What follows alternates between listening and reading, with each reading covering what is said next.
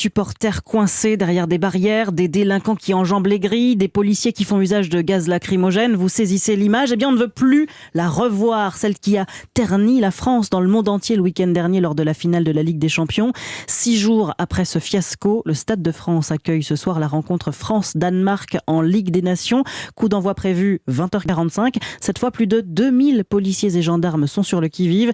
Pas question d'essuyer une nouvelle polémique à 2 ans des JO de Paris, Cyril de la Morinerie. Oui, c'est une rencontre particulière. D'abord pour les spectateurs, 80 000 personnes attendues ce soir dans l'enceinte de Saint-Denis, malgré des messages rassurants du gouvernement. Certains hésitent encore à se rendre au Stade de France. C'est le cas de Béatrice.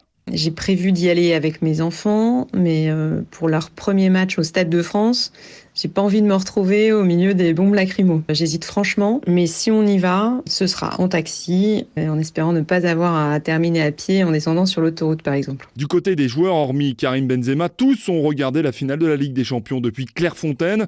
Malgré tout, les Bleus n'ont pas peur de se rendre au Stade de France, comme l'a rappelé Guy Stéphane, qui remplace Didier Deschamps, retenu par un drame familial. J'ai pas de crainte particulière, je pense et j'espère fortement que ça se passera bien.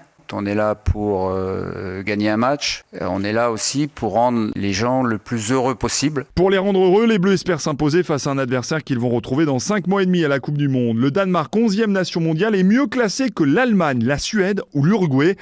Des Français qui espèrent conquérir la Ligue des Nations, dont ils sont les tenants du titre. Cyril de la Morinerie.